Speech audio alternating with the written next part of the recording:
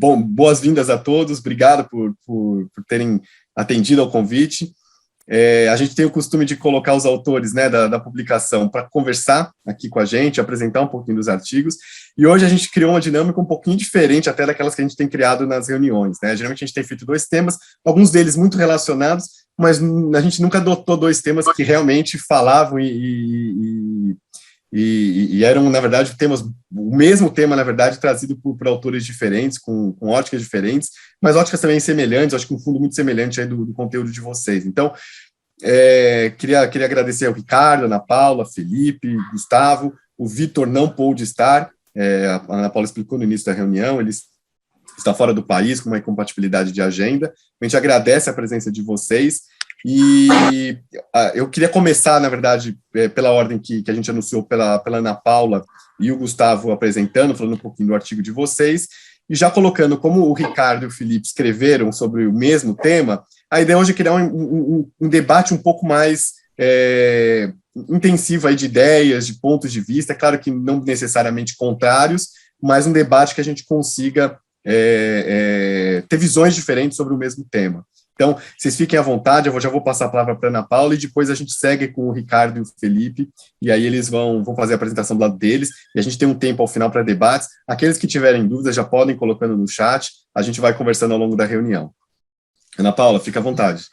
Bom dia a todos. Ricardo, uma dúvida, aquela apresentação que eu te mandei, eu consigo projetar daqui ou não? Consegue, se você apertar Share Screen, se você quiser eu posso compartilhar também. Tá, o que for mais fácil para você. Acho que eu consigo aqui. Vocês estão vendo? Estamos sim. Tá no formato... Bom, vamos lá. Então, acho que para introduzir isso daqui, a apresentação que eu vou fazer, retomando o que o Ricardo disse, é de um artigo que o Vitor Barbosa, que o Gustavo Castrup, que está aqui com a gente, e que eu escrevemos o ano passado para essa obra do IBRAC, no contexto do início da pandemia, com diversas iniciativas de tentativas, né, inclusive legislativas de regulação de preços em diferentes setores, e a ideia aqui é justamente isso, trazer a discussão, a prática, né, o aumento de preço, que, enfim, não era um tema tão debatido no CAD ou em outras jurisdições, mas que, por conta de todo o contexto da crise sanitária e econômica que a gente viveu, que a gente sabe que aconteceu, a interrupção de cadeias,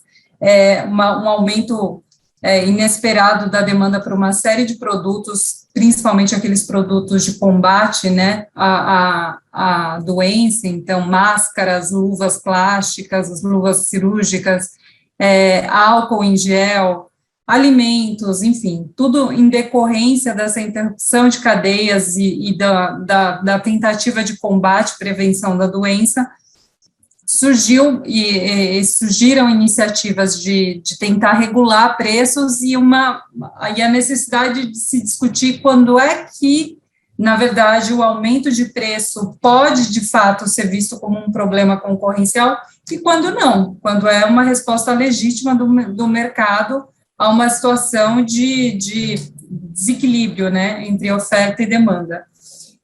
E por esse contexto e por essa situação específica que a gente viveu e enfim, continua vivendo em alguma medida, a gente se debruçou para tentar entender e tentar consolidar e organizar quais são as principais métricas consideradas fora do Brasil, nas principais jurisdições e também aqui no país, embora o tema não tenha sido tão debatido aqui no país.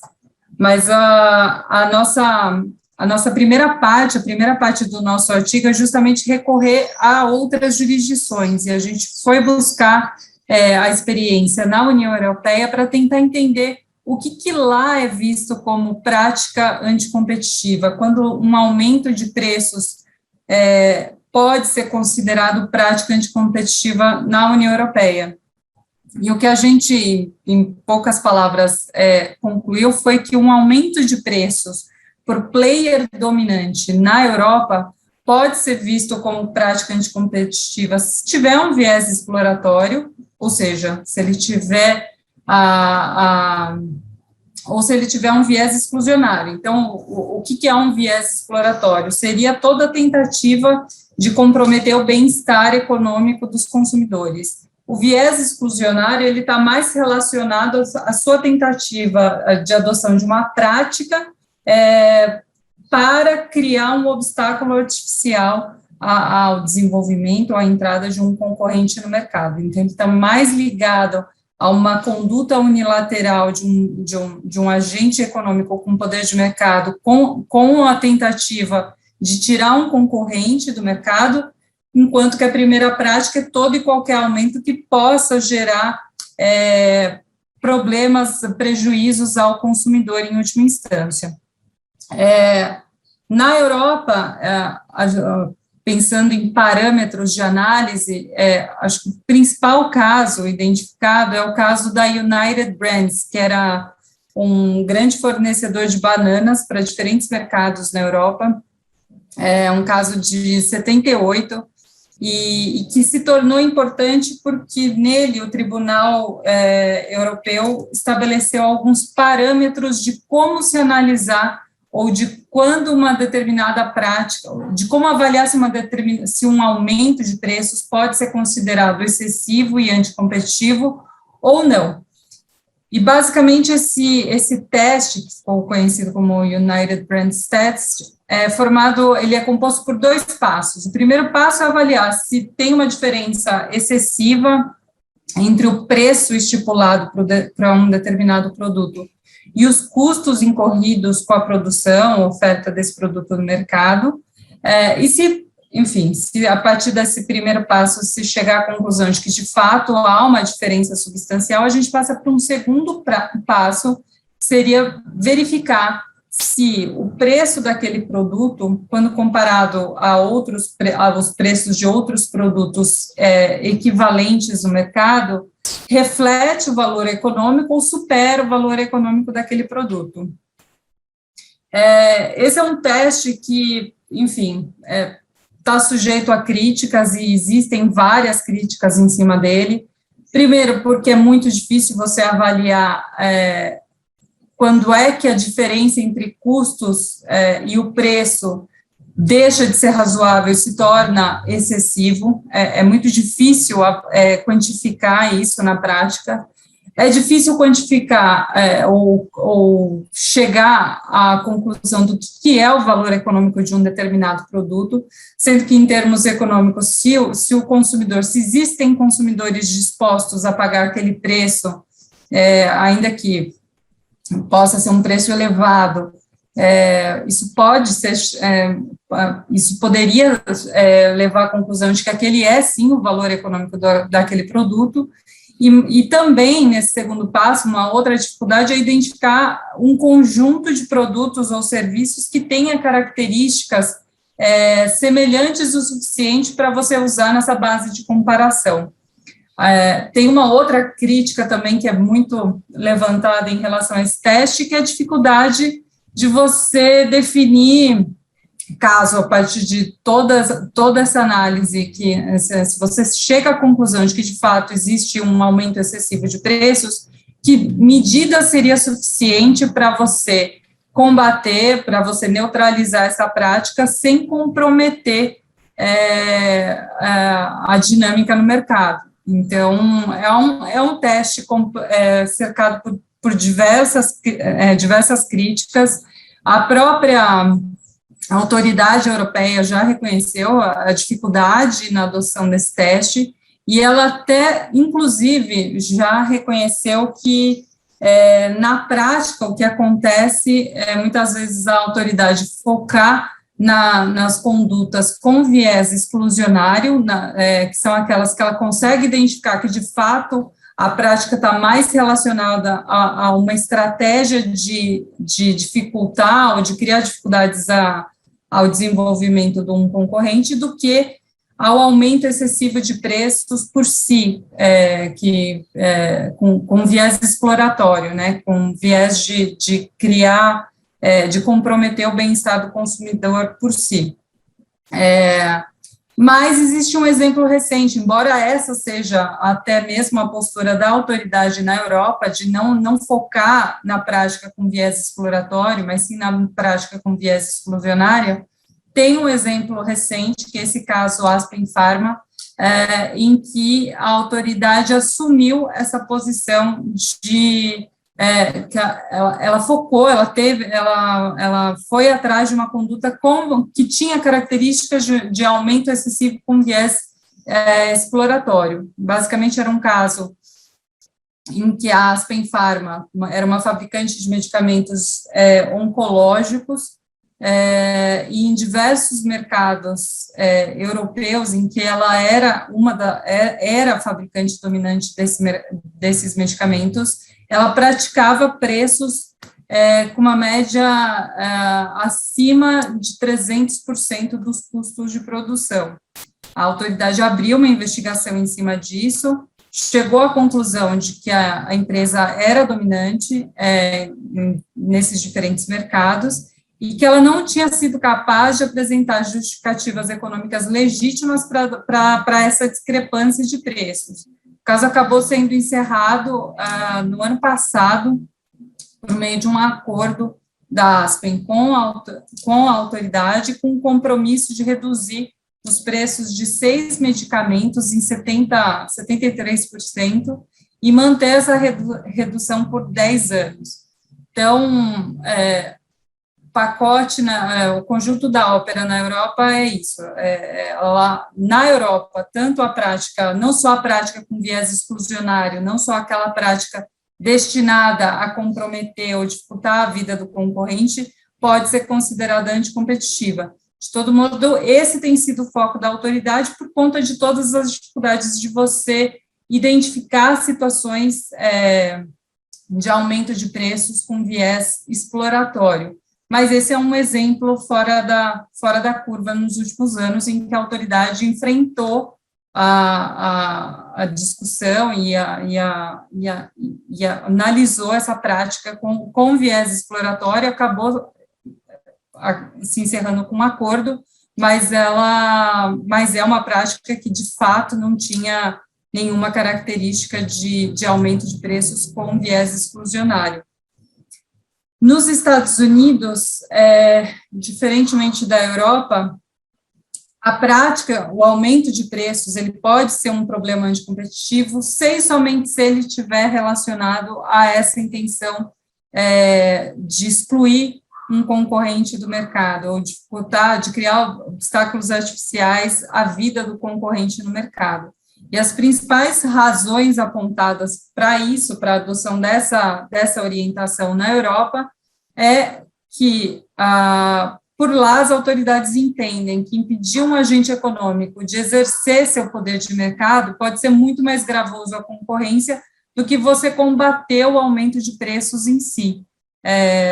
Na verdade, a concorrência está diretamente relacionada à intenção dos players no mercado em adquirir poder de mercado suficiente para praticar preços, para ter lucros maiores, e na medida que você freia essa possibilidade, você compromete todo o incentivo à inovação, a investimentos em novas tecnologias, na qualidade dos produtos e dos serviços.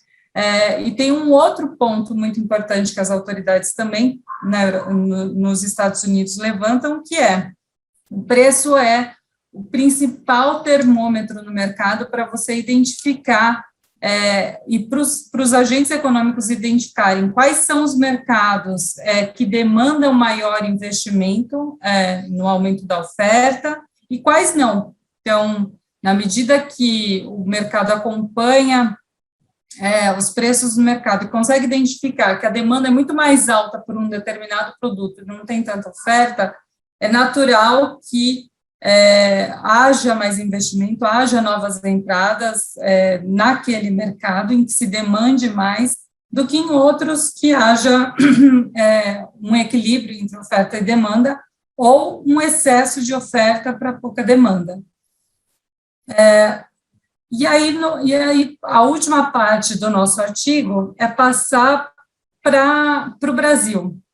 No Brasil, basicamente, a gente tem, claro, acho que na cabeça de todo mundo, que um aumento de preços, ele será anticompetitivo se ele tivesse viés exclusionário, ou seja, se ele for parte dessa estratégia de excluir um concorrente do mercado, mas não está tão claro na situação do viés exploratório. E se a prática tivesse, a prática de aumento de preços, ela pode ser anticompetitiva em si, como um ilícito autônomo, e aí a gente passa por uma análise da legislação e da jurisprudência. Na legislação, acho que tem um ponto bem importante, que na antiga lei, a prática de manipulação unilateral de preços, a imposição de preços excessivos, ou um aumento sem justa causa do preço de um determinado bem ou serviço, era uma das hipóteses de ilícitos previsto no rol exemplificativo de práticas do artigo 21, lá atrás. Na lei atual, essa prática, ela saiu, ela não consta mais no rol exemplificativo do artigo 36. Isso, se a gente recupera todo o processo de elaboração da lei, existe um momento em que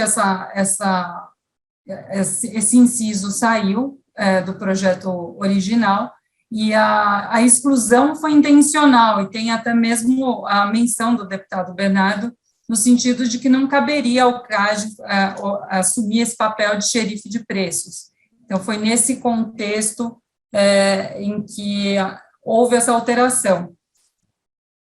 Mas essa alteração ela também refletiu o que já acontecia, o que já se via na jurisprudência da antiga lei. Na antiga lei não tem exemplo de condenação por prática de aumento de preços como um ilícito autônomo, e a orientação prevalecente na jurisprudência, existem casos, ainda que não tenha tido condenação, existem casos em que houve discussão desse tema, mas a orientação prevalecente sempre foi de que o foco da autoridade concorrencial brasileira é a prática que resultou nos preços excessivos, e não os preços em si. E o que acontece hoje?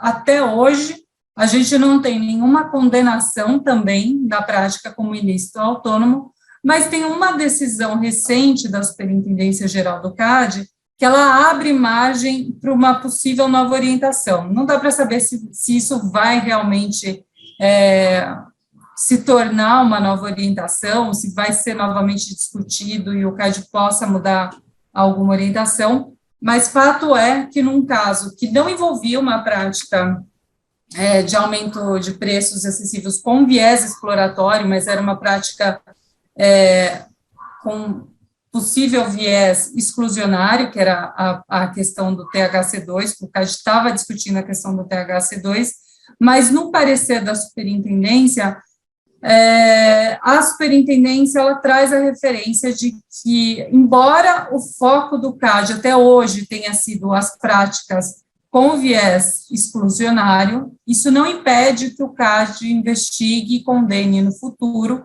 práticas com viés exploratório, e o parecer deixa muito claro que a orientação do CAD está mais alinhada com o que acontece na Europa do que com o que acontece nos Estados Unidos. Isso é reforçado, inclusive, pelo Luiz Hoffmann, no voto dele sobre esse caso. Enfim, de novo, o caso não tinha como escopo investigar uma prática que tivesse uma possível natureza exploratória, mas sim a prática de THC2, não vem ao mérito quais foram as conclusões a esse respeito, mas o ponto é que o CAD parece sinalizar para uma orientação diferente do que sempre foi, do que tradicionalmente foi adotada pelo CAD, que sempre foi a linha de não combatemos, o nosso foco não é combater o preço, o aumento do preço em si, mas sim a prática que resultou nesse aumento de preço.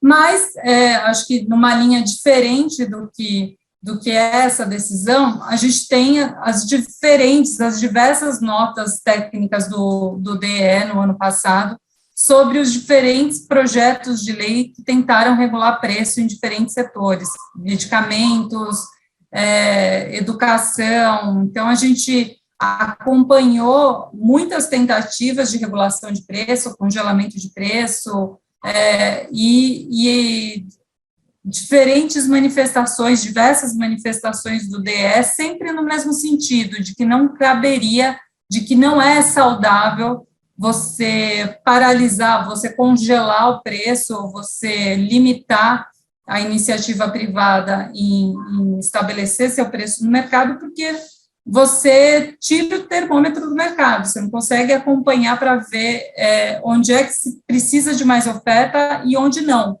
Então, você dificulta a alocação da produção e dos investimentos, e você cria também desincentivo para novas entradas naquele mercado. Então, basicamente, o nosso artigo foi justamente trazer um pouco, organizar a experiência que a gente tem lá fora e o que a gente tem aqui no Brasil,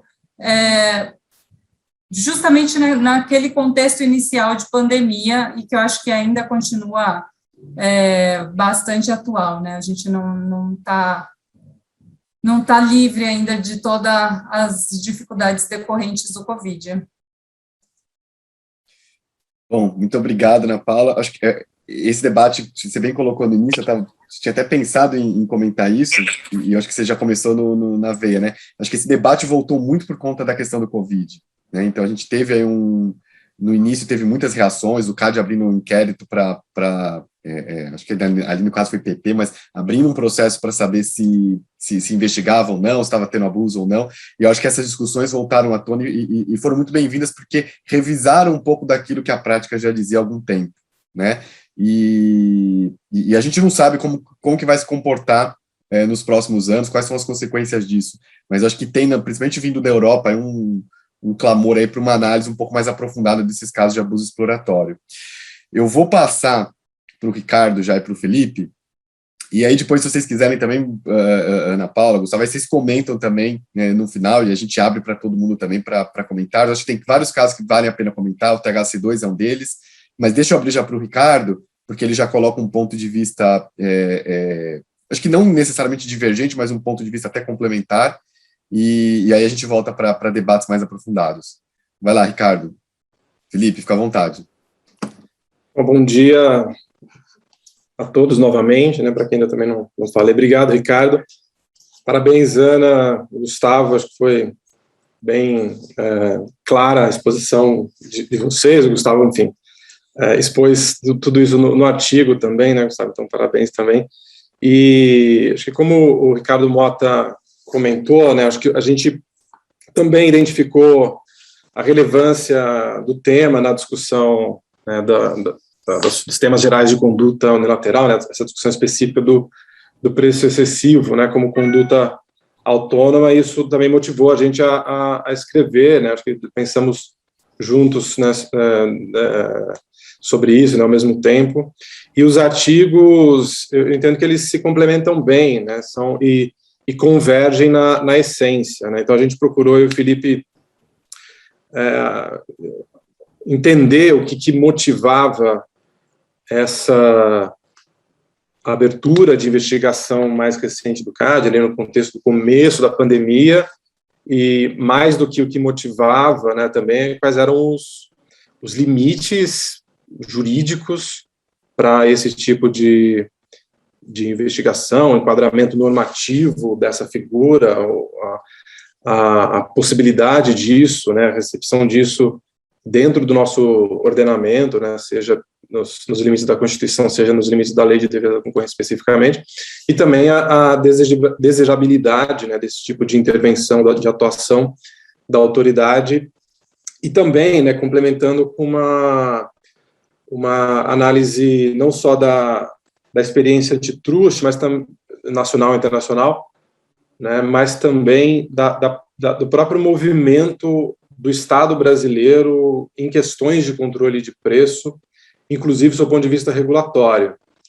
né? Então, acho que tem bastante convergência na essência, né, das conclusões, mas também há aspectos que eu acho que vale a pena a gente aprofundar, que ainda mais nesse grupo qualificado, específico, que estuda mais a fundo as questões de condutas unilaterais, sobre, de fato, os limites da atuação do CAD nisso, né, e qual seria o âmbito específico, se é que há para uma atuação da autoridade concorrencial brasileira em práticas de preço alto demais, né, de preço excessivo, né.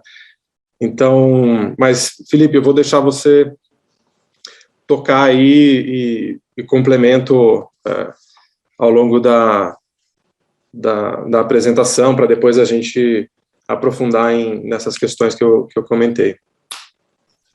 Beleza, meu caro. Mas, por favor, fica à vontade quando quiser, tá? Bom dia, gente. Acho que o Ricardo colocou bem já o contexto aí da nossa... Bom, vou passar aqui. Vocês estão enxergando o PowerPoint? Sim? Passar rapidamente aqui nossa pautinha. A apresentação é curta, tá? Acho que, em especial, como a apresentação da Ana Paula já cobriu bastante muitos dos temas que a gente aborda, acho que até o caso da gente ser um pouco mais sintético para focar depois no debate. Mas a gente tenta fazer como o Ricardo falou, uma revisão do perfil de atuação do CAD em relação ao controle de preços, que, como a Ana Paula colocou, teve uma alteração significativa da Lei 884 para cá, mas que mesmo antes disso, apesar de o CAD mobilizar muitos recursos com supervisão de preços sob a lei antiga, não se chegava efetivamente a resultados, né? Você tinha muitas investigações, muito poucas decisões. E aí, em conta desse contexto de atuação do CAD e do próprio processo que o Brasil passa nos anos 90 em relação a controle de preços de uma forma mais ampla, incluindo aí nos setores regulados, que naquele momento eram muito mais setores do que hoje, né, com controle de preços, existem os casos relevantes ali da virada dos anos 90 para os 2000, em que o CAD decide que isso deixa de ser a sua preocupação, né? E aí a nossa preocupação, ela estava muito ligada a, será que vale nesse momento, e o momento aqui era o começo da pandemia ainda, né, o ano que não acabou, em que o CAD sinaliza, olha, vou analisar se há preços excessivos no setor de medicamentos, máscaras, suplementos para COVID, né? Essa é a preocupação que desperta o nosso artigo. E aí a nossa posição é de que isso, essa sinalização é em si mesma potencialmente ruim e que perseguir essa pauta é desaconselhável. E aí a gente aborda aqui as nossas visões. Vamos para o contexto, então. Aqui eu já coloquei até o ponto da Covid, o ponto de que existia, inclusive na Europa, uma preocupação em declarações das autoridades antitrust europeias, no sentido de que as empresas deveriam ficar atentas e que as autoridades estariam de olho nos preços que estavam sendo praticados naquele momento, que era um momento de demanda muito estressada, tal, preocupação sobre a possibilidade de que poderia haver desabastecimento ou preços excessivos. Só que no Brasil a gente acha que tem um contexto muito relevante também, que desde da greve dos caminhoneiros, parece que teve uma reversão do ambiente brasileiro e a gente abandonou um pouco a pauta de liberalização dos setores econômicos, né? e especialmente em contextos de crise, e agora a Covid continua sendo uma nova crise, parece que a solução que a gente tem conseguido adotar é o controle de preços. Isso, o exemplo principal, evidentemente, são os pisos mínimos do frete rodoviário, que até hoje estão sendo questionados no Supremo. E o Supremo não conseguiu decidir a respeito do assunto, até por questões aí de clima político, né? Mas você passou a ter uma série de propostas legislativas, por exemplo, no mesmo momento em que a gente começou a escrever o artigo, que foi lá no começo de 2020, você tinha um PL que limitava juros máximos para o setor financeiro, que é um throwback aí, é um dos melhores momentos dos anos 90 de volta para hoje, né? E uma série de PROCONs e autoridades de defesa do consumidor começaram a tomar também medidas para controlar preços em setores que consideravam relevantes. Então, a gente acha que a abertura do PP sobre os insumos da Covid pelo CAD está situado em um contexto que, sim, está inspirado pelas declarações da Europa, uma potencial revisão dos entendimentos construídos no CAD, mas também um contexto brasileiro que é potencialmente perigoso, em que potencialmente você tem, e essa tem uma tendência que parece ter arrefecido desde então, mas em que você tem uma série de atores relevantes adotando medidas de controle de preço. E contexto esse em que o CAD poderia ter o papel relevante de seguir a pauta que ele tem adotado em geral, de defender a liberdade de iniciativa e promover a advocacia da concorrência, né? Então, essa é a preocupação que motivou o artigo, né? Aí eu passo de volta para o Ricardo para a discussão da conduta autônoma. Sim. Até, Felipe, se puder voltar no anterior, só para eu destacar um aspecto, que é a ênfase que o CAD dá, ou enfim, a clareza da questão da abusividade ou da arbitrariedade do aumento do preço ou do lucro como fundamento único para essa investigação. Então, é nesse aspecto que ela destoa bastante da jurisprudência anterior do CAD e mesmo de orientações do próprio CAD ao público, né? Por exemplo, na parte de perguntas e respostas do site do CAD sobre aspectos gerais da lei, das condutas, né, sobre a resposta para questões sobre preço excessivo, lá é categórica de que preço excessivo não é um problema em si, né, só quando derivado ou como um meio para uma prática que é lesiva à ordem concorrencial, à concorrência, né.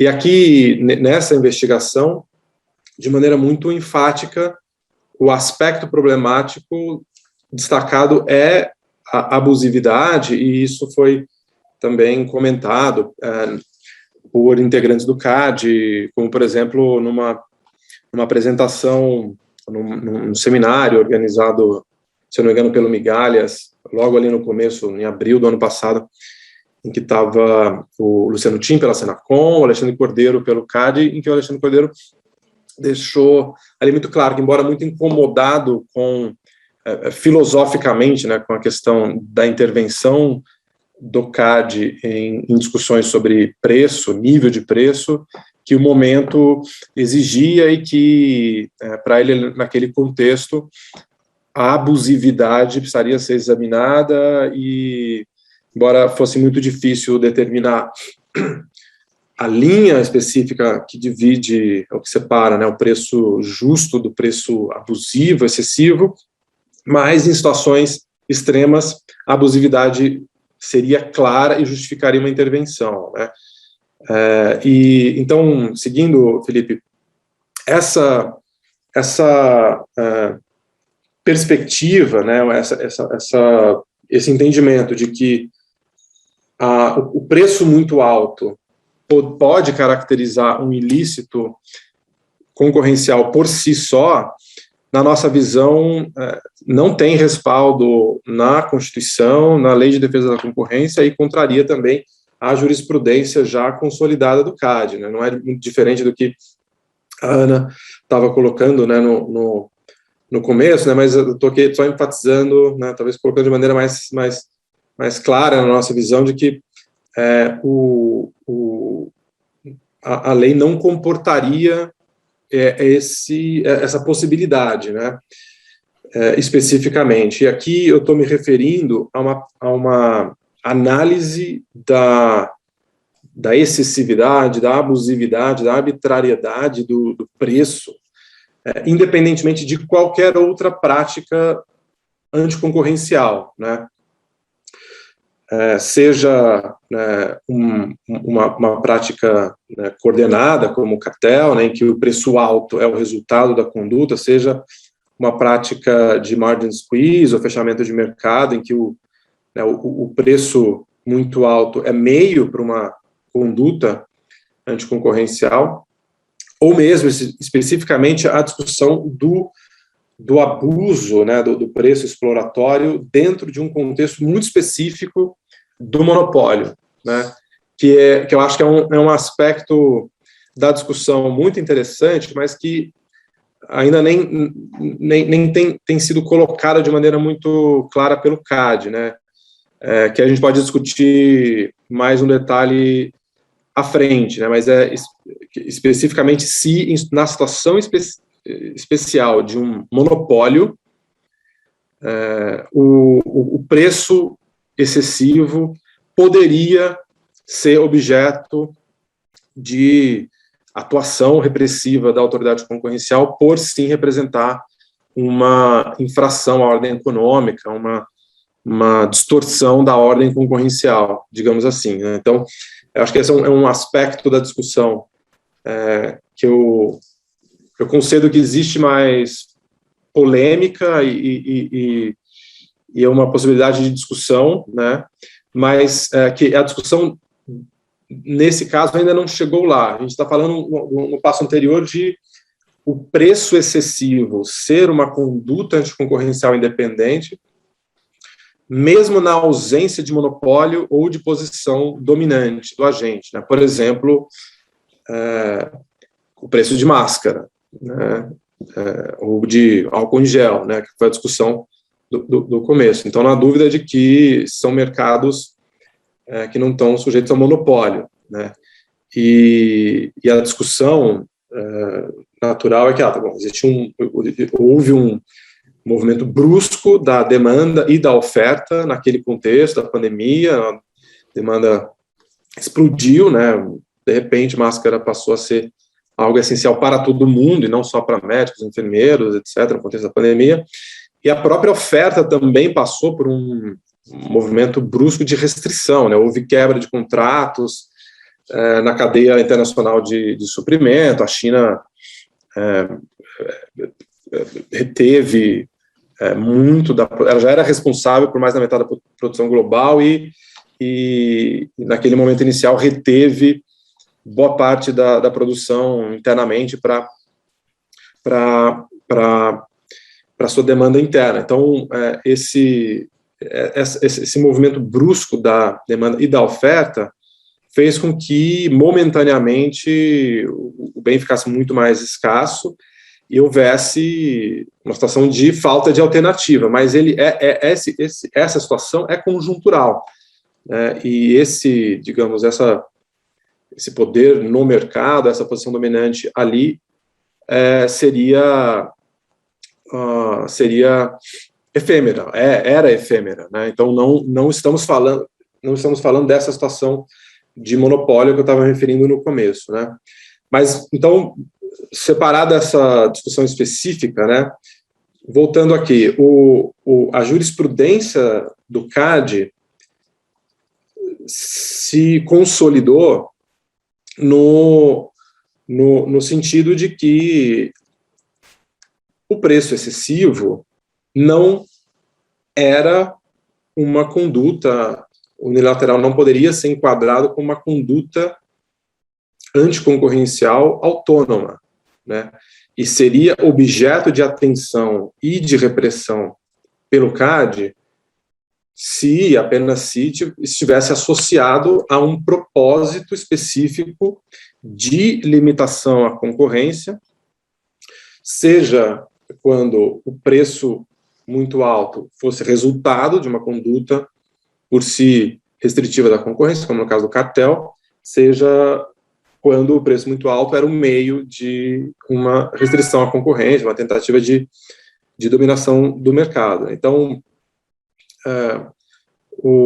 exemplos nesse sentido são as considerações desses votos que estão aí nesse slide, né? Por exemplo, as considerações do ex-conselheiro César Matos, né, de que a consideração da prática de preço excessivo como uma conduta autônoma pela autoridade antitruste constitui uma forma de intervenção inadequada, né? Então, para além também do reconhecimento do não enquadramento da conduta como ilícito autônomo, há também, né, como o Felipe colocou no começo, a Ana também tinha comentado, da inadequação, né, da indesejabilidade do caráter contraproducente desse tipo de intervenção por afetar um mecanismo de preço e a sinalização sobre o nível de escassez do produto e, portanto, as reações a essa situação por parte da oferta, né, e também da demanda, né. E também, mais exemplarmente, essas considerações do conselheiro Paulo Furquim sobre, que eu estava comentando no começo, né, de o preço excessivo só ser um problema concorrencial quando associado a outro ilícito, né, uma conduta por si que tem por objetivo ou efeito restringir a concorrência. Vamos seguir. Você segue daí, Felipe? Sim. Bom, então a discussão que está colocada, né, gente, a nossa posição é de que a conduta não pode ser considerada autonomamente, a conduta de preços excessivos, de acordo com a legislação brasileira.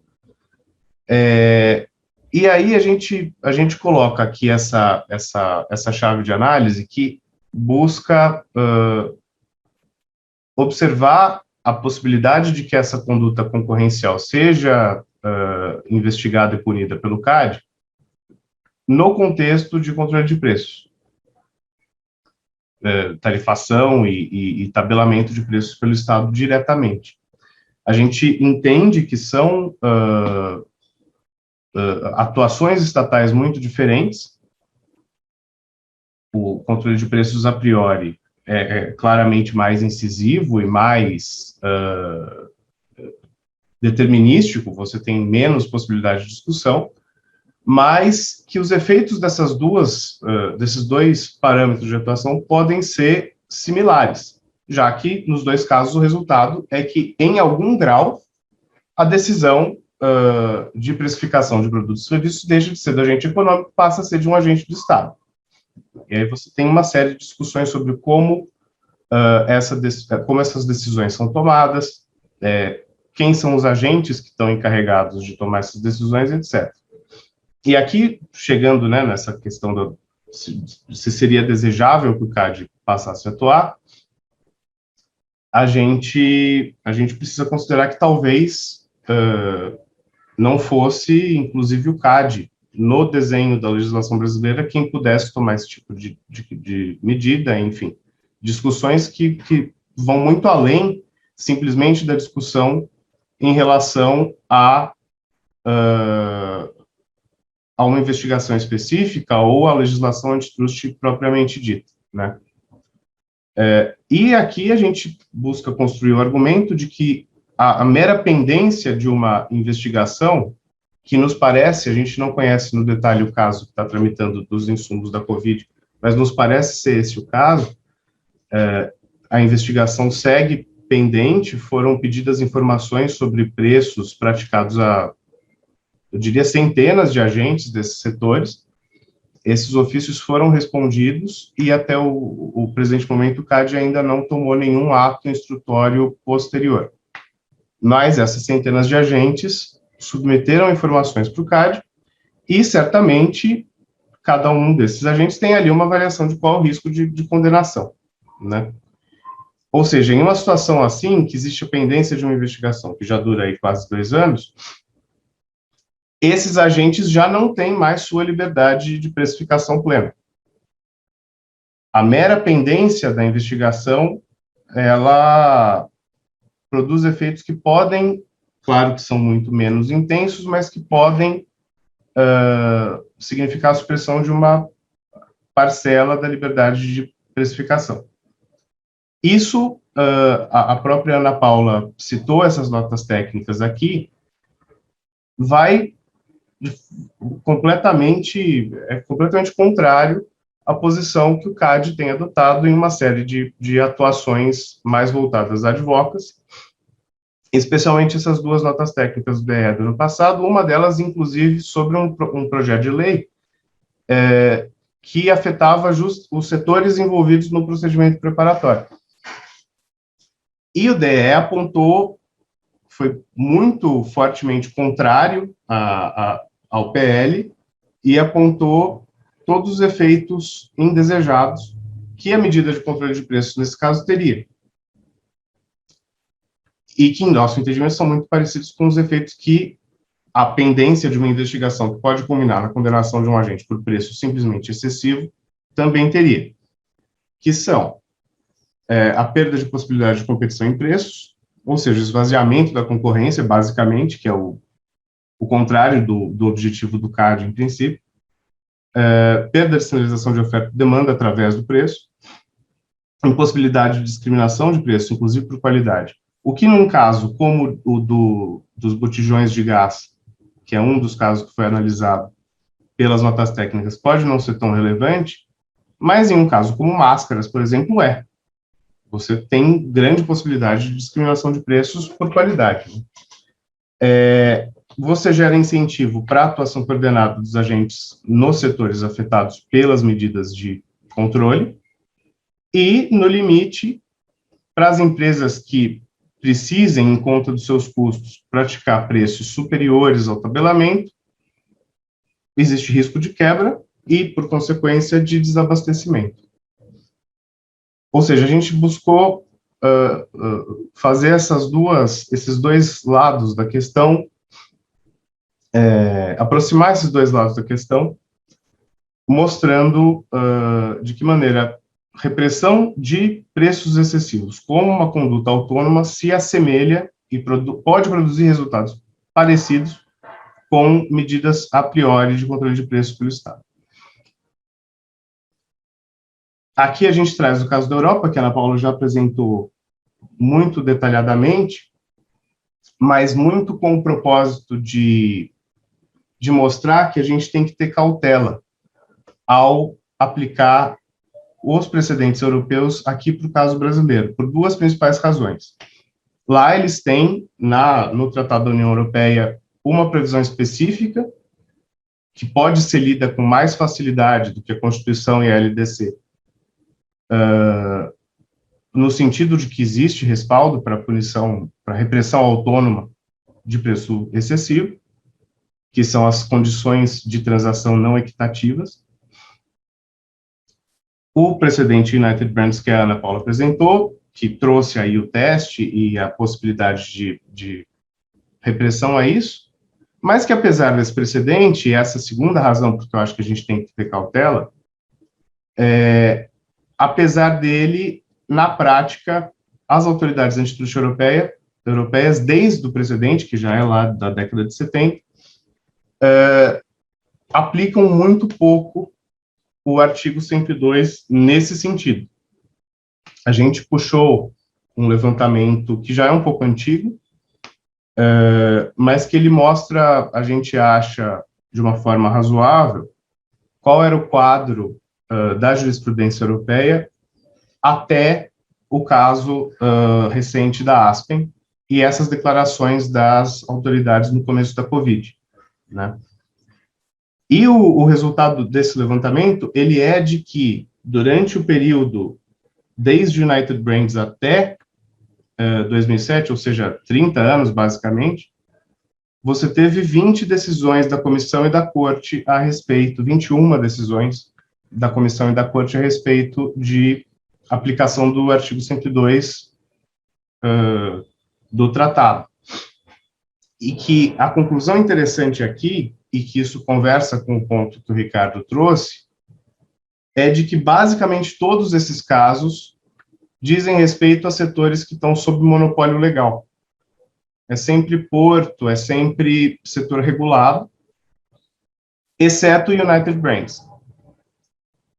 E,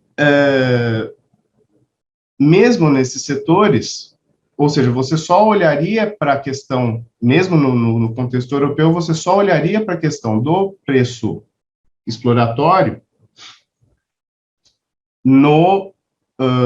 quando não é possível competição, né? Ou seja, o processo de repressão a essa conduta na Europa, ele não se dá em substituição aos preços colocados no regime de concorrência. Ele se dá, na realidade, para corrigir abusos quando existe a consideração de que não é possível concorrência naquele mercado. Então, a gente acha que esses alertas da Europa, eles são muito importantes para nós aqui no Brasil, quando é possível que haja algum resgate dessas decisões no sentido de respaldar uma atuação mais destacada do CAD para a repressão do preço excessivo como conduta autônoma. Diga, Ricardo. Sim, eu queria chamar a atenção para um aspecto aqui, nessa discussão e na comparação com a Europa, que eu acho que é fundamental para a discussão dos contornos do possível ilícito dentro da lei brasileira e que, na minha percepção, não estão sendo levados em consideração, essa questão não está sendo levada em consideração devidamente pelo CAD, que é a dependência da situação de posição dominante. Então, o United Brands não era monopólio legal, mas era uma empresa com posição dominante, né? Então, a Ana Paula chamou a atenção na apresentação dela, quando ela descreveu a jurisprudência europeia, de que o primeiro requisito é a existência de posição dominante, né? E o Ricardo Mota já está me olhando, assim, putz, lá vem o Botelho de novo falar em posição dominante e tal, mas eu acho que é uma questão fundamental e que é muito maltratada na jurisprudência concorrencial brasileira, né? A falta de rigor na caracterização dessa situação, a falta de relevância desse elemento na discussão da possibilidade de atuação do CAD. Na discussão de preços excessivos também se coloca de uma maneira fundamental, né? Então, o caráter compulsório da negociação, né, é decisivo para a atuação do CAD em matéria de conduta unilateral, né, e seja em fechamento de mercado, exclusividade, venda casada, né, um elemento que une essas figuras, mas também aqui na discussão de preço excessivo, né, e isso não foi devidamente ressaltado na discussão em torno dessa investigação sobre o mercado de medicamentos, máscara, farmacêuticos, etc., né, que foi simplesmente a abusividade do preço, né, mas e essa compulsoriedade tem a ver com essa situação de quase monopólio, né, que deriva da posição dominante ou de superdominância, né? A gente vai discutir o que é exatamente o nível de dominância que autoriza uma investigação, eventualmente, de preço excessivo. Mas a questão da ausência de alternativa viável para o consumidor para adquirir um determinado bem, que é essencial, essa me parece ser a discussão mais interessante, porque senão a discussão se perde em palavras indeterminadas que podem ser usadas para tudo, como arbitrário, né? A arbitrariedade. O que é um aumento de lucros arbitrário, né? E nesse sentido eu concordo com, não estou inventando a roda aqui, né? Concordo com o professor Calisto de que o arbitrário, no contexto da lei, do inciso 3º do artigo 36, né, que é uma das 4 figuras ali listadas no 36 da lei, que define as condutas, é o aumento arbitrário de lucros, né? E isso muitas vezes é citado, e tem sido citado pelo CAD nessa discussão de preço excessivo, como fundamento para a atuação do CAD. Não, a lei prevê como hipótese de ilícito independente o aumento arbitrário de lucro, portanto, não preciso considerar a existência de uma posição dominante ou de um monopólio como requisito para essa atuação.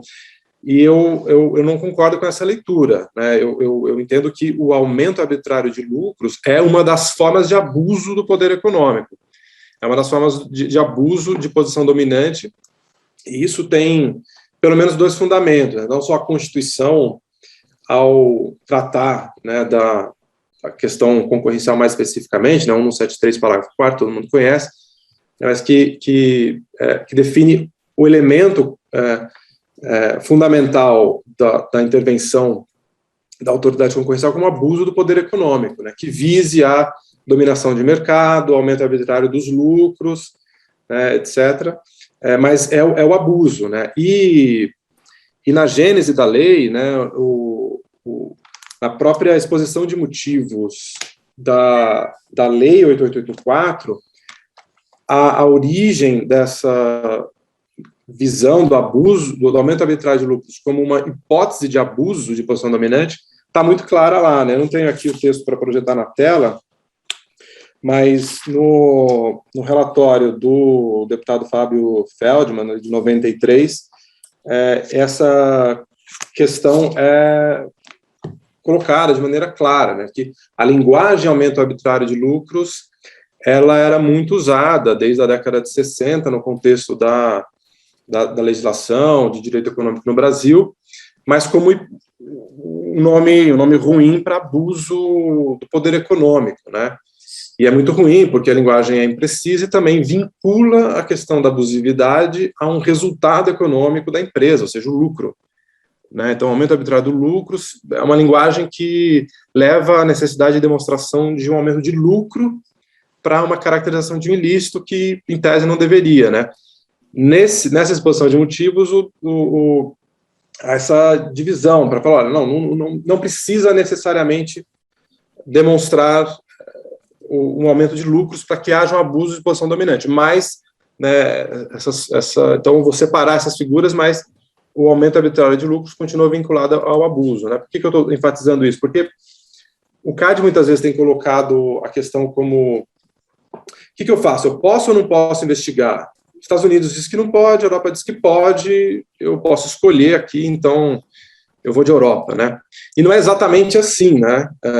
O limite, ele é mais específico e também, né, a arbitrariedade do preço não é necessariamente uma questão concorrencial, só é uma questão concorrencial quando ela é uma distorção da ordem concorrencial, né? Seja porque é uma conduta que visa a dominação de mercado, seja porque ela é justamente um abuso de uma situação de poder de mercado em que os consumidores não têm opção, né? Não existe a liberdade econômica, existe a compulsoriedade.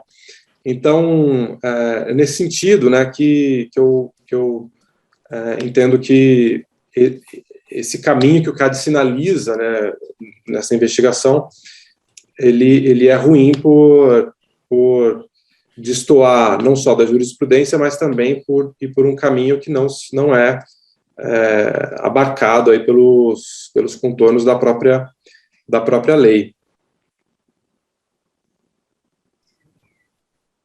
Vamos seguir? Vamos seguir. Aí, gente, e aqui a gente vai encerrando já, mas a nossa última referência para por que não seria aconselhável essa adoção dessa postura mais proativa pelo CAD vem dos setores regulados, em que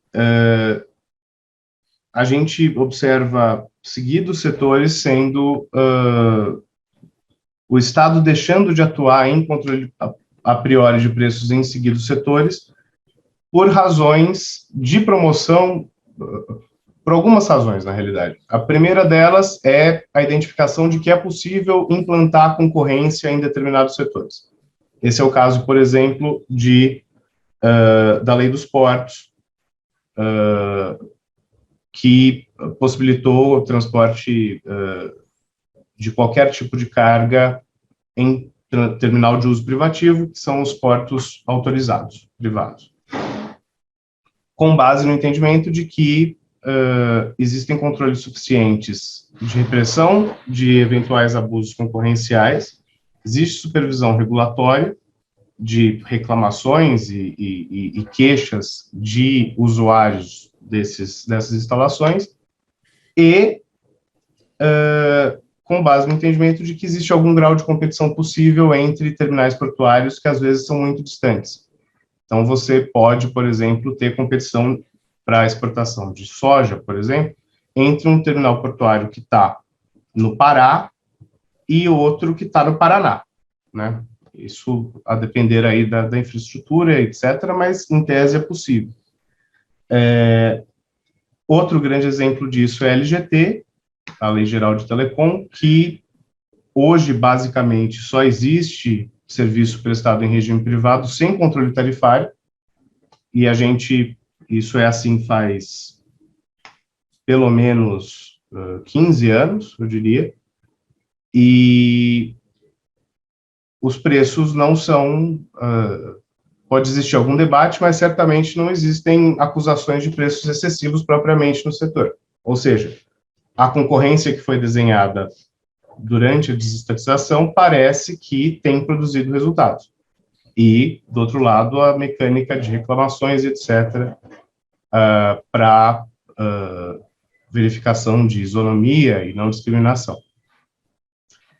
Outro grande exemplo disso são as concessões de ferrovias, que já são super antigas, mas em que, dada a dificuldade e as potenciais ineficiências em você fixar de antemão a tarifa,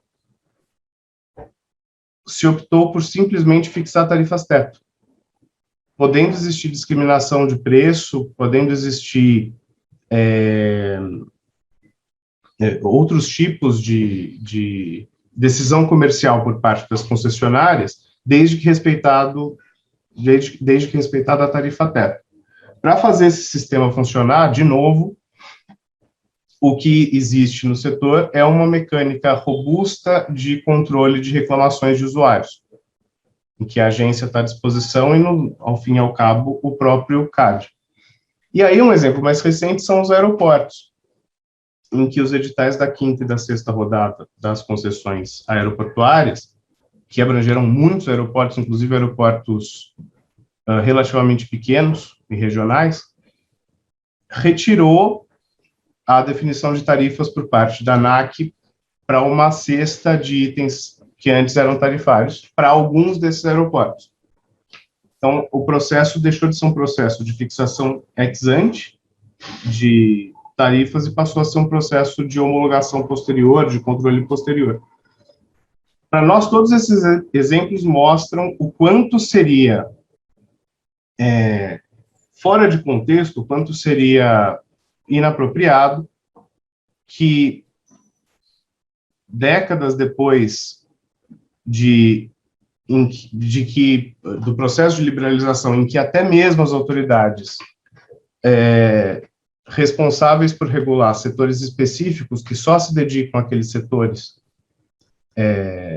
terem optado por liberalizar preços em conta da dificuldade de controlar esses preços, de fixar o que seria o preço justo, preço equitativo, preço razoável, buscando promover os efeitos positivos da concorrência e da liberdade de precificação, que o CAD viesse e passasse a supervisionar os preços nesses mesmos setores, conhecendo muito menos a respeito dos setores e com efeitos muito parecidos, já que, como a gente falou, a pendência de investigação, por vezes, pode ter um resultado semelhante ao do controle de preços a priori, né? E a gente acha que, ao invés de fazer isso, nesse contexto, o papel do CAD como o fiscalizador e o repressor de condutas propriamente anticompetitivas, em um contexto em que muitos setores vão sendo liberalizados, se torna muito relevante e que ele deveria dedicar seus recursos a esse papel e não ao papel de xerife de preços, como a Ana Paula destacou no parecer do PL da LDC. E aí, aqui a nossa conclusãozinha. Basicamente, a gente entende que deve ser fiscalizado pelo CAD, devem ser fiscalizados os atos lesivos à concorrência em si, e não os preços excessivos como conduta autônoma. Mas a gente agradeço a atenção e a gente prefere debater aqui no tempo que sobrou. Obrigado, gente. Obrigado você. Não, desculpa, Ricardo, só para dizer que eu também, enfim, queria ouvir o pessoal, né? Acho que já teve até alguns comentários no chat aqui, eu estava começando a responder e vai ser interessante ouvir todo mundo. Não, perfeito. Deixa eu só primeiro agradecer vocês, Ricardo e Felipe, muito boa apresentação. Acho que até antes de abrir para a Ana Paula e para o Gustavo de novo, talvez valha a pena ouvir aqui alguns comentários do chat. Eu não sei, João, você fez alguns comentários, não sei se você quer colocar aqui de forma oral, até mais expansiva aqui para o grupo, até para a gente entender quais são os pontos que você está considerando. Gente, era só um comentário ponderando algumas características que eu reparei dos mercados que vocês estavam destacando, é que no caso do que a gente está falando aqui, que acho que é essencialmente, acho que a maioria dos mercados mencionados eram mercados do setor de saúde, e elevação de preço para medicamentos para doenças graves, né, como leucemia, e eu acredito que a sensação de desconforto das autoridades é pelo fato de que o consumidor, nessas circunstâncias, ele está ali enfrentando uma doença muito grave, ele está enfrentando uma situação muito difícil. Não é como, digamos, a gente pode pensar numa situação de não monopólio, mas se entende, assim, no mercado com uma concorrência normal, né, que você pode ter uma elevação de preços na medida que o consumidor ele tem um interesse em pagar aquele preço mais caro porque ele enxerga um benefício naquele produto. Só que quando essa propensão está associada a essa, vamos falar assim, uma questão mortal, né, uma questão assim de uma doença grave, por exemplo, aí eu acho que a perspectiva muda um pouco, né. Só que ao mesmo tempo eu não acho que isso é da alçada de uma autoridade concorrencial, acho que talvez tenha a ver mais com o direito do consumidor, algo mais nesse sentido. Perfeito. Deixa eu abrir, então, aí já, talvez, para a Ana, para o Gustavo, se vocês quiserem comentar, até um pouco do que o Ricardo, do que o Felipe trouxeram na apresentação dele, se tiverem algum comentário, e também o ponto do João.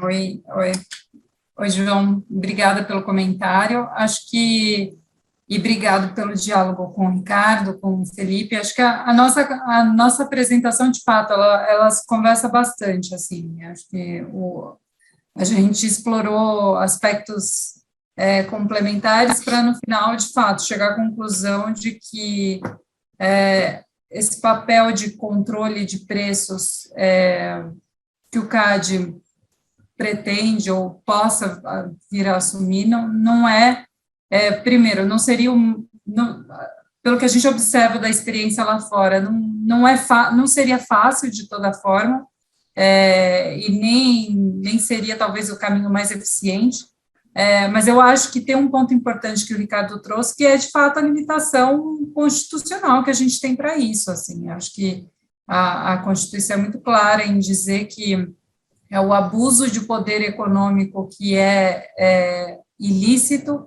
e não o uso do poder econômico. E na medida que você tenha poder econômico, é claro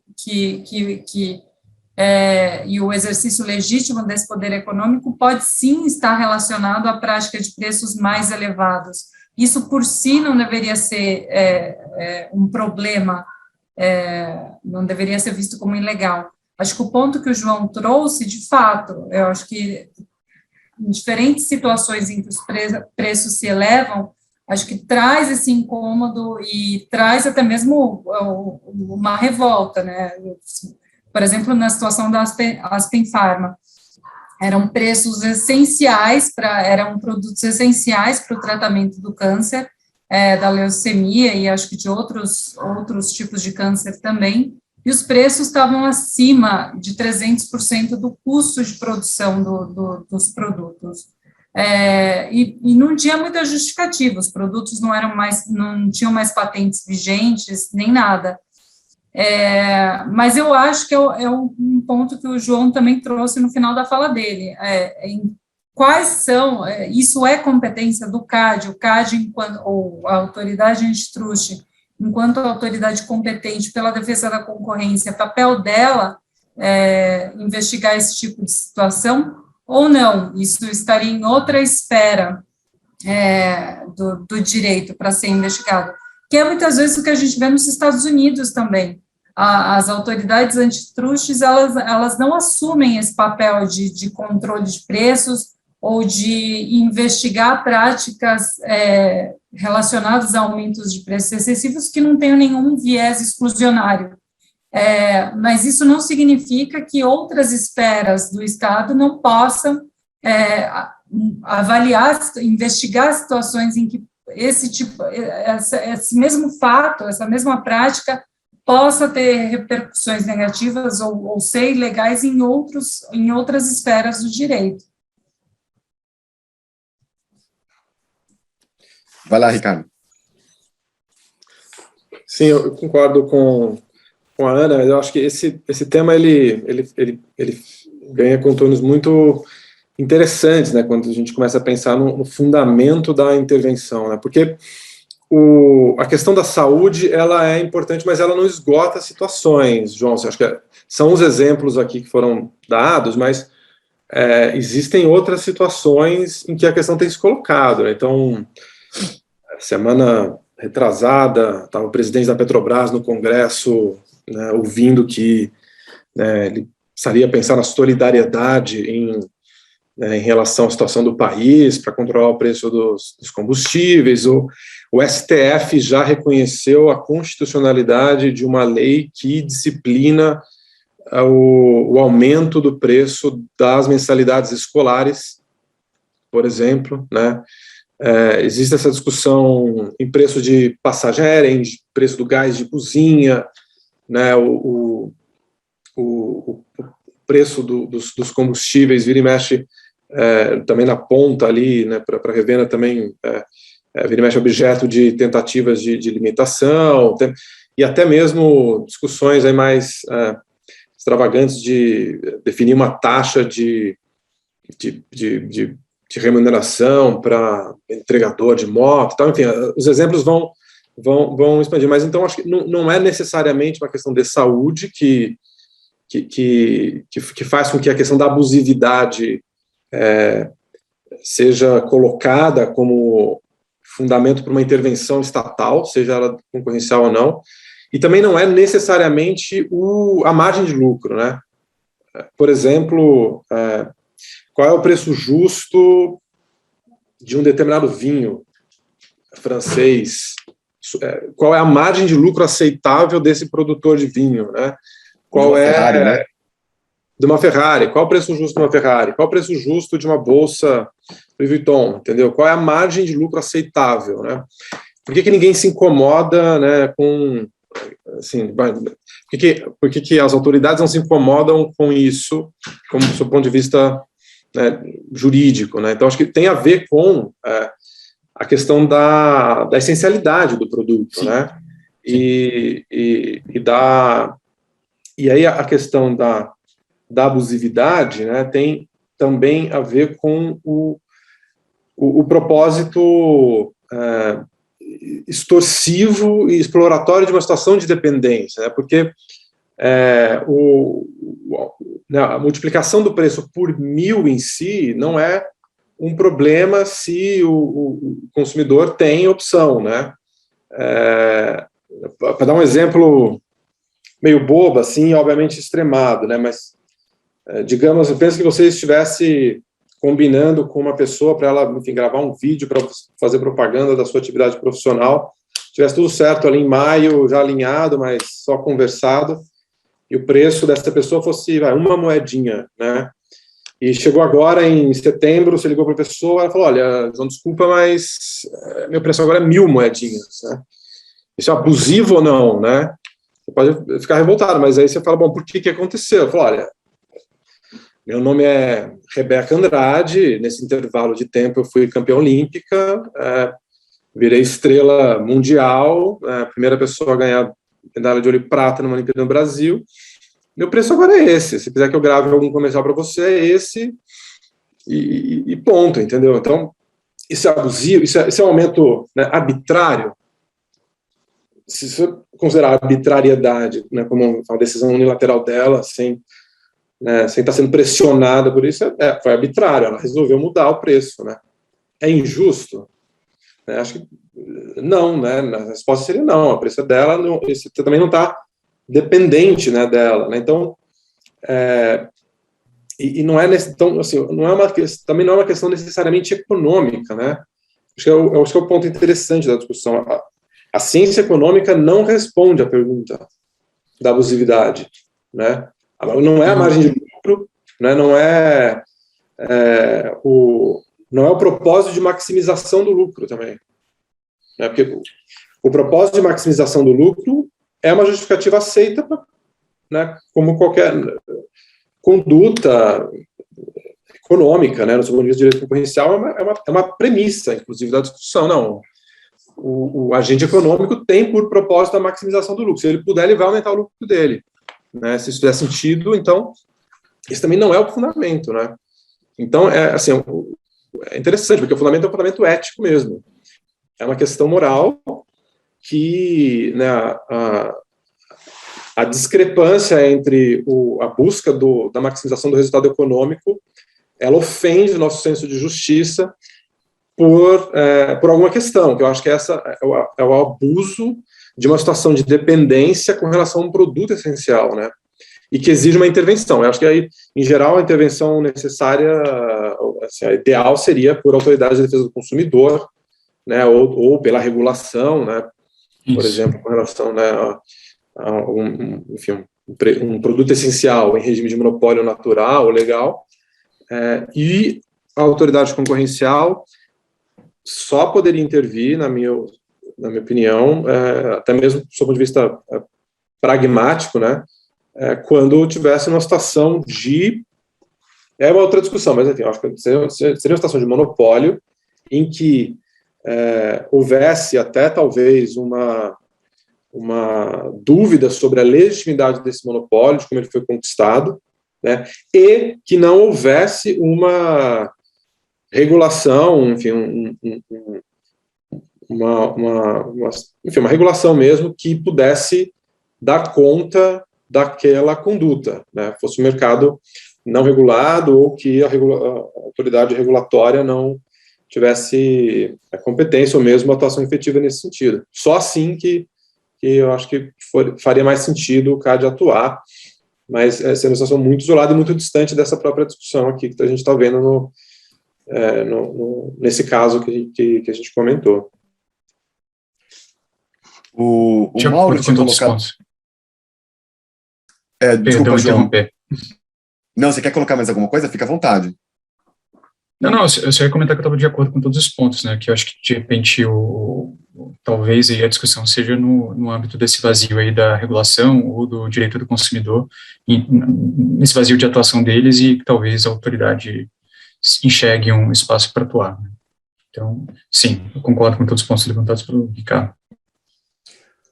O Mauro tinha colocado alguns comentários aqui no grupo, e o Léo também já levantou a mão aqui, eu ia falar isso, podem levantando aqui, não precisa ter muita cerimônia, como é um grupo mais aberto aqui para debates, então a gente não vai ficar fazendo aqui ordem, tá? Então, o Mauro tinha colocado alguns pontos aqui sobre aumento arbitrário de lucros na Constituição, acho que vocês comentaram já um pouquinho sobre isso, mas vocês ficam à vontade para comentar aqui também, se vocês acharem necessário. E deixa eu passar para o Léo, que tem aqui um ponto. Léo, fica à vontade. Obrigado por estar aqui na reunião. Oi, pessoal. Um bom dia a todos. Obrigado aí pelas apresentações, foram excelentes. Eu, infelizmente, cheguei atrasado na apresentação da Ana Paula, peguei só o final. Então, pode ser que eu fale alguma besteira aqui, então, por favor, já me perdoe.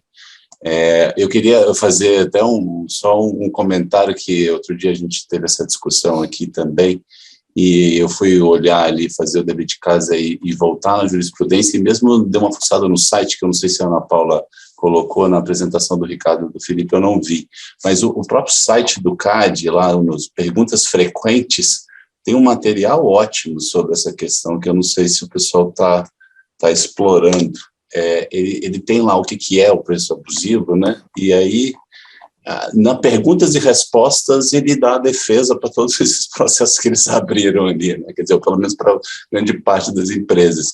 Então, era só esse comentário, que, assim, se a gente está vendo em algum voto, em alguma coisa ali do CAD, ele primeiro deveria, né? Acho que seria interessante, pelo menos, que o CAD fizesse uma revisão dessas respostas que colocou aí no site. Eu acho que seria, no mínimo, aconselhável, do ponto de vista da autoridade, você está sinalizando algo diferente do que a gente está acostumado a ver, porque para mim é muito claro, né?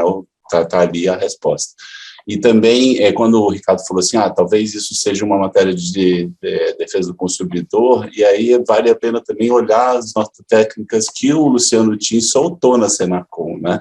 Que também estão exatamente nessa linha aqui do que está no site, quer dizer, são pouquíssimos os casos em que você conseguiria fazer a caracterização desse abuso, e ele, fazendo uma leitura do que está na Constituição e do que está no Código de Defesa do Consumidor, ele também procuraria identificar esse abuso e indica ali uma situação muito, acho que peculiar, para algum tipo de atuação, pelo menos na perspectiva dele, da Senacom, tentando orientar os PROCONs nas suas atividades de fiscalização. Então, só lembrar assim, que a gente também tem, até o momento, pelo menos, esses elementos aí para discussão. Era só isso. Obrigado e parabéns novamente.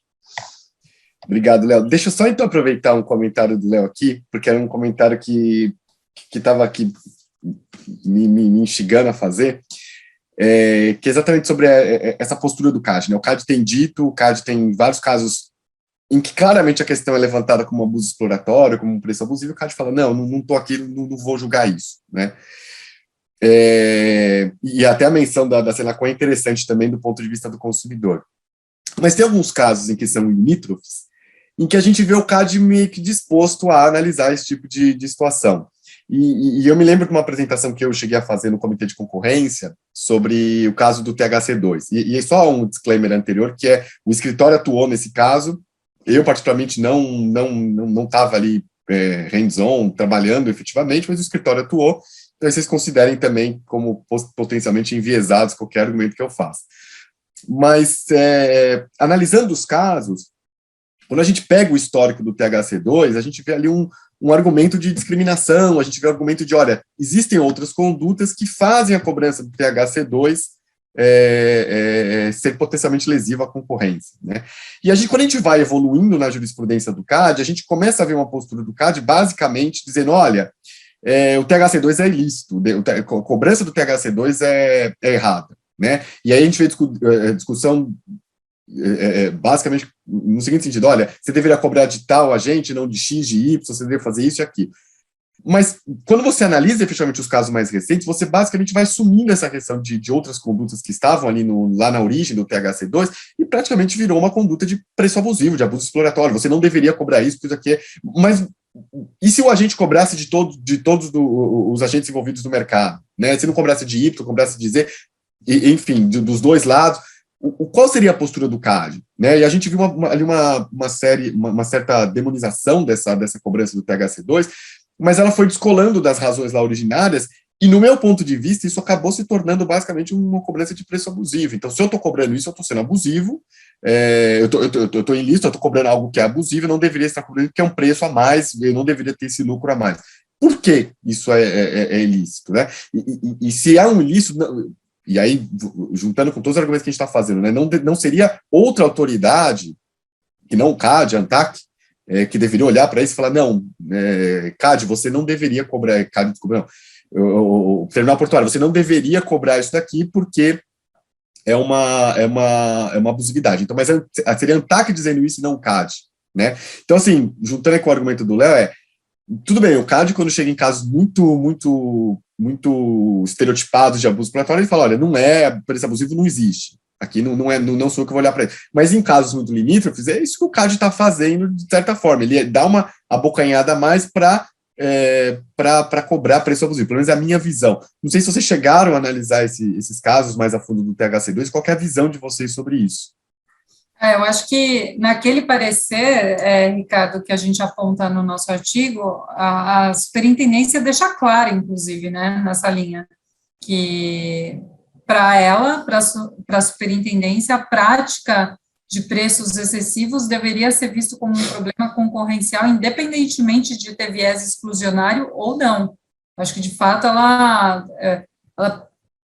subiu ela deu um passo além, né? Além de ela não deixar, ela não só não deixou, não é que ela se omitiu e deixou obscuro, ela deixou muito claro de que para a superintendência, tanto a prática com viés exclusionário quanto a prática com viés puramente exploratório seria sim anticompetitiva e deveria sim, e poderia sim ser condenada pelo CAD. O único ponto seria que, pela tradição do CAD, isso não teria acontecido no passado, mas por uma definição política, por uma definição de foco da autoridade, mas não que isso não poderia acontecer no futuro. Então, ela deixou muito claro nessa linha, e a gente procurou acompanhar para ver como que ia ser as manifestações no tribunal, e pelo que a gente pôde acompanhar, o conselheiro Hoffmann, ele seguiu na mesma linha, mas no final a decisão acabou seguindo por um outro caminho que não deixou muito claro qual seria a orientação prevalecente do tribunal. E acho que até puxando um ponto que o Léo trouxe, acho que não só perguntas e respostas já mostra essa divergência, mas também as notas técnicas do DE, do ano passado, sobre diferentes projetos de lei, que acho que o Felipe, a gente comentou também, foram diversas as oportunidades em que o DE teve para se manifestar sobre tentativas e iniciativas de regular preço, congelar preço, impor descontos em diferentes mercados, e em todas as manifestações o DE foi muito claro de que não era competência do CAD definir preço, estabelecer patamares de preço e, inclusive, trazendo o porquê, as justificativas do porquê isso não seria papel do CAD, quais seriam os prejuízos disso para a concorrência e para o mercado. Então, de fato, assim, a jurisprudência do CAD, é difícil dizer que a gente tem uma mudança de orientação, enfim, acho que, pelo menos nós identificamos aqui esse caso como um caso que, de fato, trouxe mais elementos na linha de uma mudança de orientação, mas como não teve uma decisão, não teve uma manifestação consistente de todos os conselheiros nessa linha, é difícil dizer que isso segue em frente ou não. Mas que mostra essa inconsistência dentro do CAD e mesmo com toda a trajetória da autoridade, né? Gente, eu aproveitaria esse ponto do THC2 só para colocar um ponto aí para a gente pensar. Será que em um contexto em que o CAD e as autoridades de defesa do consumidor passem a perseguir preços simplesmente abusivos ou exploratórios,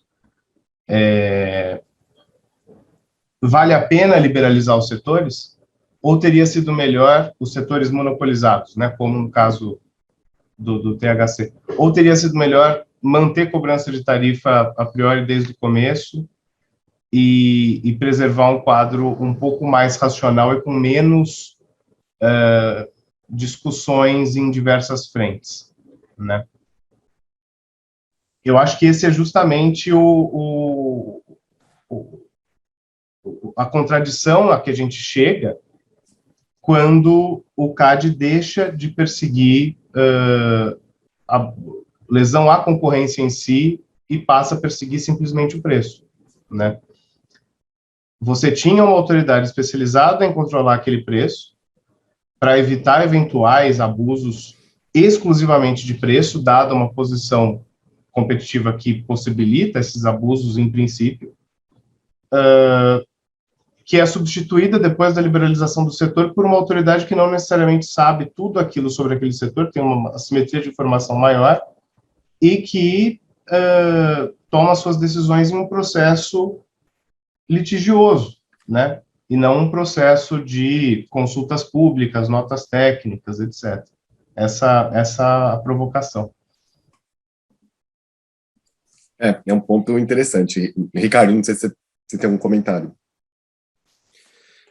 Sim, não, concordo com a Ana, com o Felipe, né, acho que, pegando o gancho aí do que o Felipe comentou agora, né, acho que a atuação do CAD em situações como essa, próximas a essa, deveria sempre tomar um cuidado de serem pautadas pelo cuidado de identificar claramente a situação do abuso, né?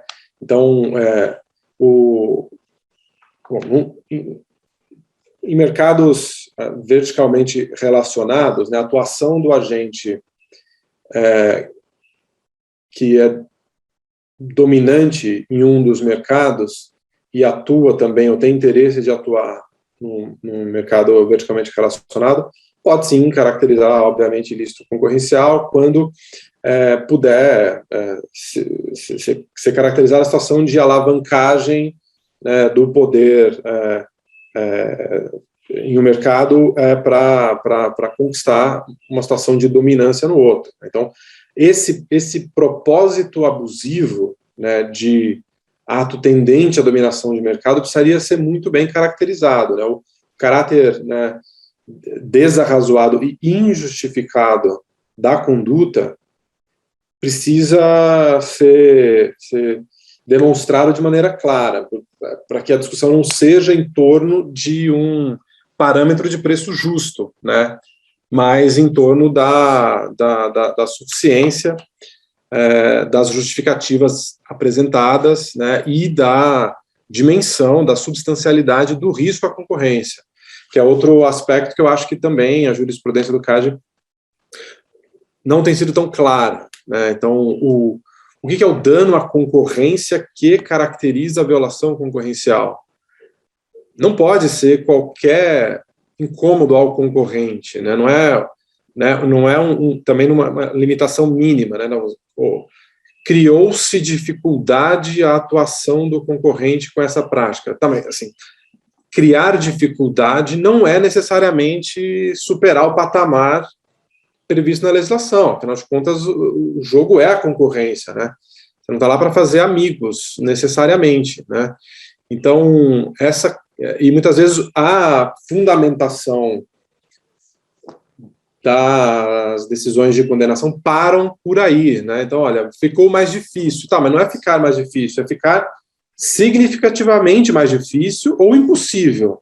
Também não precisa ser impossível, mas é preciso qualificar a dificuldade criada, não é qualquer limitação à concorrência, né? Essa discussão é da origem do antitrust, né?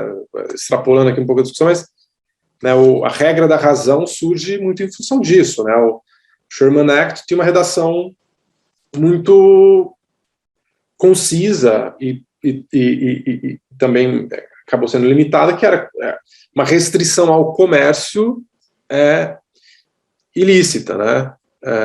sabe, a jurisprudência precisa qualificar essa aqui que é uma restrição ao comércio, que é uma violação à lei. Não é qualquer restrição, é uma restrição que é desarrazoada, né? É unreasonable. Então, você precisa ter um rule of reason para entender a razoabilidade daquela restrição para que a conduta seja ilícita. Afinal de contas, qualquer contrato de exclusividade limita a concorrência em algum grau. Quem está sujeito ao contrato de exclusividade não pode contratar com outro fornecedor, por exemplo, né? Então, a concorrência está limitada por um contrato de exclusividade, mas certamente não é todo contrato de exclusividade que violará a lei concorrencial. Pelo contrário, será a minoria. E é preciso, então, entender qual é a dimensão da restrição à concorrência gerada por aquela cláusula ou aquela conduta e se há ou não justificativas suficientes para aquela restrição, né? E esse balanço é o que eu entendo que é o caminho de qualificar a discussão para que não seja, então, em torno do nível do preço. Não é o nível do preço que interessa, é o quanto machuca, né, o grau do dano criado e se aquela restrição é ou não justificada pelo contexto e pelos propósitos, né? Então, acho que passa por aí. Agora, também só para a gente não ficar aqui pensando que é coisa de país bananeiro, essa questão de nível de preço e prática de preço excessivo, numa situação de pandemia, né, isso foi global, inclusive com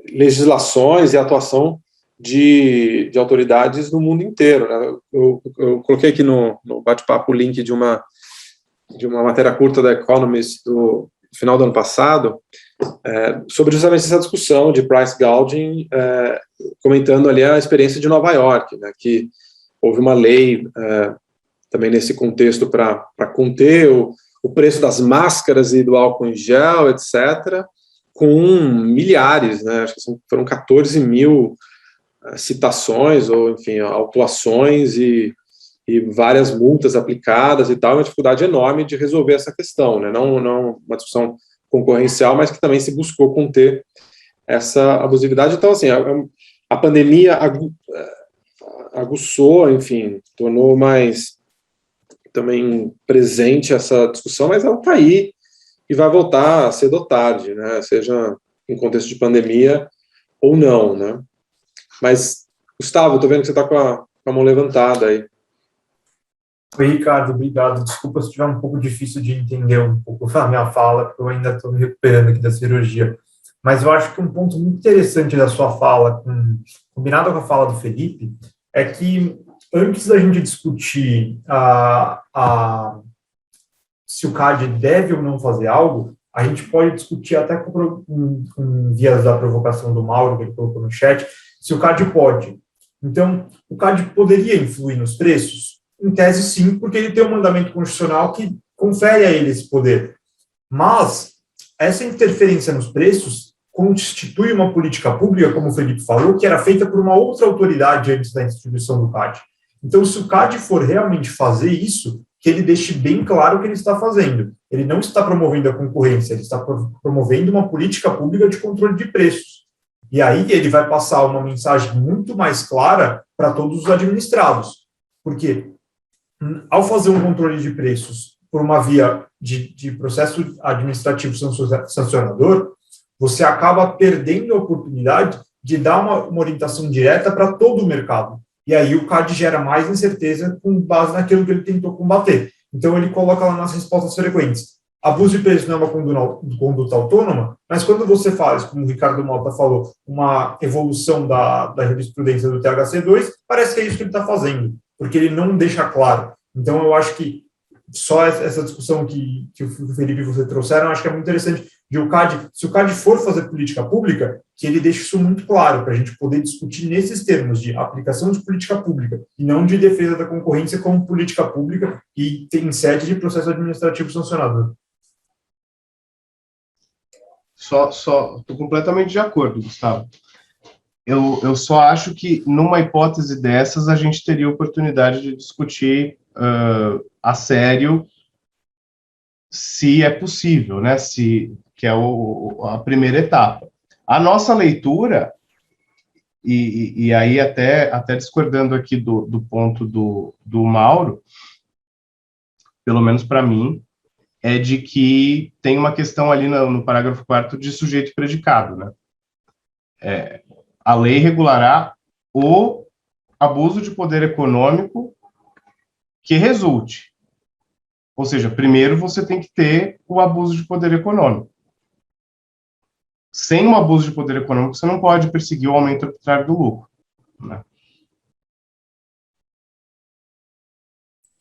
Eu tô de acordo com esse ponto. Eu acho que é o abuso, o uso do poder econômico não é ilegal. É o abuso do poder econômico que resulte em aumento arbitrário de lucros, em fechamento de mercado, enfim. Essa prática que é ilegal, inconstitucional. Sim, eu concordo com vocês e também acho que o CAD evita fazer isso, Gustavo, justamente pelo risco de tomar uma resposta clara de que, olha, desculpa, você não pode fazer isso, né? Então, fica pior ainda, né? Porque acaba fazendo justamente o que você falou, acaba fazendo por vias tortas e gerando todo esse efeito, né? Então, e essa questão, né, do abuso, né, eu não vi, Felipe, você comentou do Mauro, eu não tinha entendido que ele tinha colocado como independente, não, né, não. Agora eu acho que ele faz um comentário ali. Agora eu vi, tá. Mas enfim, eu acho que tá vinculado, é dependente, né, é o abuso do poder econômico, né? E no mercado também abuso do poder econômico é uma expressão também muito aberta, né, que precisa ser qualificada, porque o dono da farmácia que tem o álcool gel ali no começo da pandemia, para o cliente consumidor final que chega ali, ele não tem poder econômico. Então, o que é o poder econômico, né? Então, o poder econômico é muito amplo, né, e é preciso qualificar especificamente para os fins da atuação do CAD, né? Acho que há poder econômico ali, mas há poder econômico no mercado, né, e o poder econômico substancial no mercado, que é chamado posição dominante, né, que eu acho que o CAD tem feito confusão, até nessa de perguntas e respostas. Eu vi recentemente que o CAD tenta, Ricardo Mota, colocar uma gradação ali entre, você tem a situação aqui que existe um determinado nível de poder, existe uma outra que tem um poder mais qualificado. Só que ele, na minha opinião, inverte as noções. Ele coloca a posição dominante como o primeiro degrau e poder no mercado como um segundo degrau. Eu acho que é o contrário. O poder de mercado é um primeiro degrau. O poder substancial de mercado é o domínio do mercado, que é a posição dominante, né? As palavras vão fazer sentido, as palavras têm sentido. Dominância é um poder qualificado, né? Você pode ter poder, mas não dominar. Se você tem muito poder, você domina, né? Então, posição dominante deveria ser um poder substancial de mercado, né? E eu acho que, assim, só dessa volta toda, porque existe essa questão conceitual entre essas noções, mas também no poder econômico, eu acho que, assim, para os fins da lei concorrencial, a gente está falando do poder econômico no mercado, né, em uma situação, em um determinado mercado relevante, né. Então, o dono da farmácia, nesse contexto, não teria mais, né, ou se tivesse, teria um poder efêmero que também desqualificaria, né. O poder efêmero, ele não é, por definição, estrutural, então não é uma preocupação concorrencial, um abuso desse poder. No dia 2 ou 3 ele vai perder clientela e o mercado resolve, né? Então o que interessa é o poder, porque o abuso deste poder, essa posição dominante no mercado, esse poder substancial de mercado, ele também é uma distorção à ordem concorrencial. É isso que interessa na atuação do CAD. Assim, o fundamento é a defesa da concorrência enquanto instituição, né, a ordem concorrencial. Então, os atos que tendem a distorcer essa ordem concorrencial são ilícitos, né, seja por buscarem a dominação de mercado, seja por subverterem a própria ordem concorrencial, combinando não concorrer, né, como o caso do cartel, ou seja, aqui a gente está falando especificamente do abuso de uma situação de monopólio, de uma posição dominante, né, que se tem especificamente esse abuso, né? Então, porque a abusividade que a Senacom vai buscar, os PROCONs estão buscando, né, no preço da mensalidade e tal, também é uma abusividade de poder econômico, mas não é a discussão de mercado, é o poder na relação de consumo, né? Também é poder econômico, mas como não é a posição dominante, como não é poder no mercado especificamente, deixa de estar na alçada do CAD, na minha opinião. Enfim, espero não ter confundido mais aqui nessa altura do campeonato, Ricardo. Não, concordo, e eu acho o seguinte, né, o texto ali, 1734, ele fala, o quarto, né, ele fala que a lei para isso, né, não o CAD. Isso é substancial pelo seguinte, tem um mandato legislativo, tem uma norma constitucional mandando o Congresso criar uma norma infraconstitucional para regular isso. Então, a atuação do CAD, por mais que o CAD atue sob a égide desse artigo da Constituição, ele é limitado pela lei concorrencial, que é o que a Constituição mandou que o Congresso criasse, né? E o Congresso criou a 8884 e criou depois a 12529. Então, eu até entendo, e eu concordo com o Gustavo nesse aspecto. Olha, se o CAD vai fazer isso, que seja claro, para a gente saber o que o CAD está fazendo, né? Mas minha concepção é de que se o CAD fizesse isso, ele está fora da lei concorrencial. Por quê? Ele não pode aplicar os parâmetros concorrenciais e travestir de uma discussão concorrencial algo que não é concorrencial. Então, ele está desviando, ele está desvirtuando a aplicação finalística da lei concorrencial, que é proteger a concorrência e não combater preço excessivo. E aí eu retomo um pouco, enfim, eu concordo, o Ricardo trouxe, é uma discussão que está tendo no mundo inteiro, então não é uma discussão tupiniquim, uma discussão que, olha, caso encerrado, vamos bater aqui o martelo. Não é, tem discussão em várias jurisdições.